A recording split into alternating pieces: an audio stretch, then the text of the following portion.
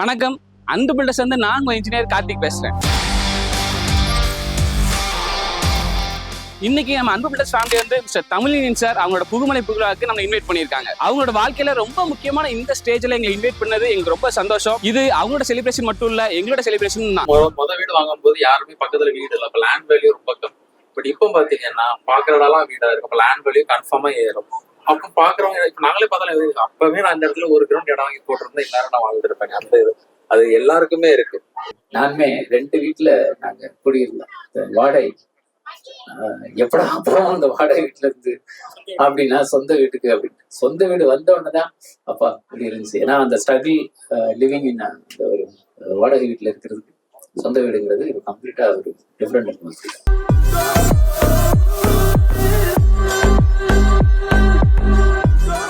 இப்போ ஒரு வீடு கட்டணும் அப்படின்னா, இப்ப நானே இருக்கேன் அப்படின்னா அந்த ஃபீல்டுக்கு வரதுக்கு முன்னாடி குட்டி ஒரு வீடு கட்டணும் அப்படின்னா 30 லட்சம் கையில இருக்கணும், ஒரு 40 லட்சம் கையில இருக்கணும் அப்படிங்கிற மாதிரி நமக்கு தோணி இருக்கும். ரியல் ஃபேக்ட் என்னவா இருக்கும் நீங்க நினைக்கிறீங்க சார்? ஒரு வீடு கட்டணும் நீங்க 40 லட்சம் கையில வச்சு இந்த நிலைமை பாத்தீங்கன்னா இப்போ எல்லாத்தையும் இன்வெஸ்டிங் ட்ரேடிங் இந்த மாதிரி ஒரு தாட் ப்ராசஸ் இருக்கு. 40 லட்சத்தை வச்சுட்டு நான் ஒரு வீடு கட்டி அதை மொத்தமா அப்படியே நான் வச்சுட்டு இருக்கிறத விட ஒரு 20 லட்சத்துக்கு நான் லோன் போடுறேன் அப்படின்னா அந்த 20 லட்சம் என் கையில ஆல்ரெடி ரெடி கேஷா இருக்கு, நம்ம எப்படி கொடுத்துட்டு மொத்த பொருளை வாங்கி வச்சுக்கிடணுங்கிறது நம்ம தாட் ப்ராசஸ். அது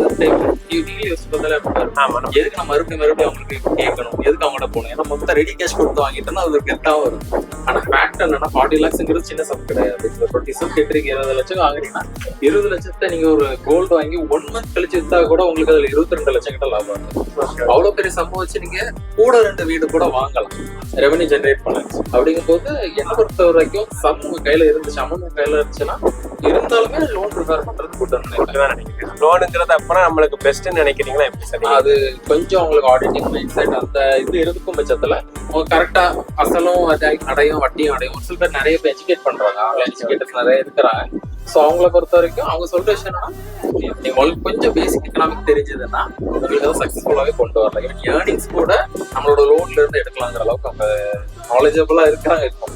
அதனால அவங்க கன்ஃபார்ம். இன்னும் ஒரே ஒரு கொஸ்டின் சார், இப்போ நம்ம இந்த இடத்துக்கு நீங்க பாஸ்ட் ஒரு 2 இயர்ஸ் முன்னாடி வந்திருக்கீங்க, வந்ததுக்கும் 6 இயர்ஸா வந்திருக்கீங்க, வந்ததுக்கும் இப்ப இருக்கிறதுக்கு என்ன டிஃபரெண்ட் இருக்கு? ஒரு சிலர் வந்து தள்ளி போடுறாங்கல்ல, இப்ப இது வேண்டாம் இந்த இடம் காடா இருக்கு, அந்த இதுக்கு நீங்க என்ன சார் சொல்ல வரீங்க?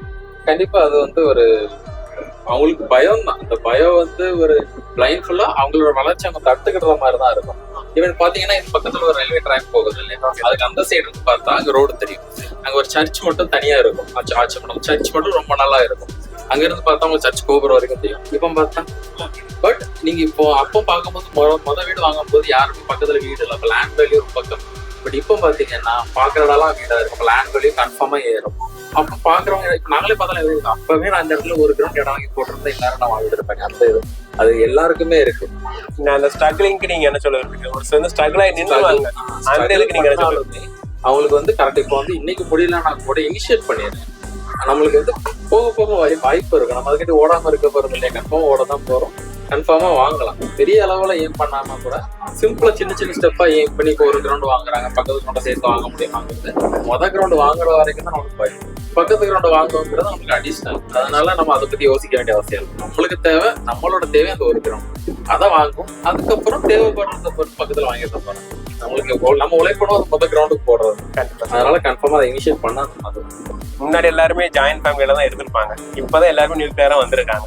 இப்ப அப்படி இருக்கிறதுனால அவங்களுக்கு ஒரு வீடு கட்டுறது ரொம்ப சேலஞ்சா தான் இருக்கும். அவன ஜாயின்ட் ஃபேமிலியில இருக்கச்சுல ஒரே ஒரு வீடு இருக்கும், அந்த வீட்டுல வந்து 4-5 குடும்பங்கள் இருக்கும். இப்ப அதை பத்தி நீங்க என்ன நினைக்கிறீங்க சார்? நியூக்ளியர் ஃபேமிலி அப்படின்னு சொல்லல, எங்களுக்கே கஷ்டமா இருக்கும். பேரண்ட்ஸ் இருந்தா நல்லா இருக்குமோ. ஒரு பையனுக்குலாம் பாத்தீங்கன்னா கிராண்ட் பேரண்ட்ஸ் இருந்தாங்க, நல்லா வருவாங்க, 3 மாசம் தங்குவாங்க. ஆனா அந்த டைம்ல உள்ள ஒரு அட்மாஸ்பியர் ஃபேமிலி இது டிஃப்ரெண்டா இருக்கு. இப்போ அவனுடைய ரிலேஷன்ஷிப் சரி, எங்களுடைய ரிலேஷன்ஷிப் சரி, ஆனா இருந்தாலும் நான் தனியா இருக்கு ஆட்டோமேட்டிக்கா ஒரு ஃபீலிங் வருது. இது ஏன்னா கம்ப்ளீட்டா உரம் வரலாம் அப்படிங்கிறது. பட் அவங்க இருந்தாங்கன்னா அது ஒரு ரிலேஷன்ஷிப் மெச்சூரிட்டி குழந்தைகளுக்கும் சரி நமக்கும் சரி அது வந்து கண்டிப்பா இது மிஸ் ஆகிட்டே போயிட்டு. சரி சார், ஒரு வீடு கட்டி முடிக்கிறது எப்போ சார் நம்மளுக்கு ஃபுல்ஃபில் ஆகும், ஃபீல் ஆகும்? வீடு கட்டி முடிச்சாச்சு, முடிச்சதுக்கு அப்புறம் நம்மளுக்கும் ஒரு ஃபீலிங் வந்து ஃபுல்ஃபில் ஆயிட்டா அப்படிங்கிற மாதிரி ஒரு இருந்துகிட்டே இருக்கும். எப்போ சார் ஃபில் ஆகும் நம்மளுக்கு அப்படிங்கிற ஒரு லோன் வாங்கி நீங்க கட்டிட்டே இருப்பீங்க, ஓரளவுக்கு வந்து இப்போ கவர்மெண்ட் எம்ப்ளாயி அப்படின்னா அது ஒரு ஃபீலிங்காக இருக்கும். நீங்கள் ஆட்டோமேட்டிக்காக போயிட்டு இருக்க உங்களுடைய சேலரி பிடிக்கிட்டு இருக்கையில் ஓகே கம்ஃபர்டபுள் ஃபீலிங் வந்துடும். நீங்கள் வந்து ஒரு ஆர்டினரியாக வேலை செஞ்சுட்டு கம்மியான சேலரி வாங்குறது அந்த ஸ்ட்ரகிள் வந்துட்டே இருக்கும். அதனால வந்து ஸ்ட்ரகிள் அப்படிங்கிறது எல்லா ஹியூமன் பீயிங்ஸ் இருக்குல்ல. பட் வீடுன்னு வரையில சாட்டிஸ்ஃபேக்ஷன் வந்து இப்போ நமக்குன்னு ஒரு வீடு இருக்கு. ஸோ அதை ஓன் பண்றோம் அப்படிங்கிறது வந்து எப்போ கட்டி முடிச்சு நம்ம இந்த மைக்ல புதுமனை புகுல்லா அப்படின்னு வைக்கையிலே வந்து சார் நான் வந்து அந்த வீட்டில் தங்குறோம் அப்படிங்கிறதுக்கு நானுமே 2 வீட்டில் நாங்கள் குடியிருந்தோம். வாடகை எப்படா அப்புறம் அந்த வாடகை வீட்டில் இருக்கு அப்படின்னா சொந்த வீட்டுக்கு அப்படின்னு சொந்த வீடு வந்த உடனே தான் அப்பா அப்படி இருந்துச்சு. ஏன்னா அந்த ஸ்ட்ரகிள் லிவிங் இன் ஒரு வாடகை வீட்டில் இருக்கிறது சொந்த வீடுங்கிறது கம்ப்ளீட்டா ஒரு டிஃப்ரெண்ட் அட்மாஸ்பியர். கடன் வாங்கினாலும் வீடு கட்டலாம், மாற்றத்துக்கு கிடையாது. அது பெரிய நிம்மதி தான். வீடு கட்டிட்டோம், அதுக்கடுத்து தான் வேற பட்ஜெட் நம்ம போகணும். ஏன் பண்றதுக்கு ஈஸி அக்சஸ் வழிகள்லாம் நிறைய வந்துருச்சு. இன்னைக்கு ஆன்லைன்ல இருந்து எல்லாமே வந்துருச்சு.